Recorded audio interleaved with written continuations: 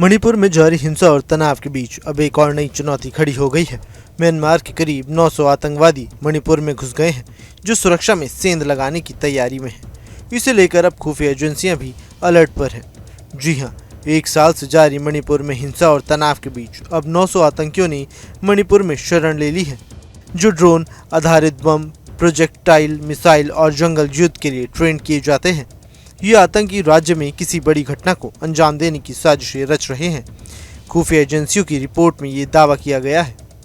मणिपुर सरकार के सुरक्षा सलाहकार कुलदीप सिंह ने भी खुफिया विभाग के दावे पर सहमति जताई है। आतंकियों के खतरे को देखते हुए सुरक्षा एजेंसियों को हाई अलर्ट पर रखा गया है। म्यांमार से सटे पहाड़ी इलाकों में सुरक्षा के पुख्ता इंतजाम किए गए हैं। बता दें कि ये कुकी बहुल इलाका है। खुफिया विभाग की रिपोर्ट राज्य के सभी एसपी और पुलिस अधिकारियों को भेज दी गई है। इस बीच मणिपुर के सुरक्षा सलाहकार कुलदीप सिंह ने खुफिया रिपोर्ट की पुष्टि करते हुए कहा, जब तक ये गलत साबित नहीं हो जाता, हम मानते हैं कि ये 100% सही है। कुलदीप सिंह ने आगे जानकारी दी कि इस बीच मणिपुर में सुरक्षा एजेंसियों ने राज्य में ड्रोन के उपयोग के लिए मानक संचालन प्रक्रिया यानी SOP लागू कर दी है। इसके मुताबिक किसी को भी आधिकारिक तौर पर ड्रोन उड़ाने की अनुमति नहीं दी जाएगी। Because once 900 people are coming in a group of 30 each or less than 30 or more than 30, they will definitely go somewhere, halt somewhere. They will need food and shelter. So all these kind of inputs from various agencies, various intelligence agencies will have to be gathered. And wherever we find that this kind of people are roaming around, that area has to be cordoned off, combing operations have to be done, and then immediately we go ahead with that. Now for this, the police department has also alerted their border police. They're all checkposts.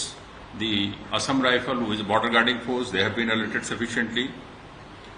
The districts of Churachandpur, Technopol, Kamjong, Ukhrul and Firzawal are put on high alert on this. And also whenever they are doing any combing operation, generally we do combing operation for the search and seizure of arms and ammunition. But now we are also have briefed all the forces. We are also looking for the raw materials by which the rockets, missiles, drones, etc. are prepared. Maybe the part of the battery, part of the drone, maybe the explosive, maybe the bomb itself, maybe the pipe itself by which the rocket is being manufactured, explosives, and transportation system, the fins they attach with the rocket. All these kind of things have to be checked while doing the combing operations. कथित तौर पर उग्रवादी 30 सदस्यों के गुट में हैं।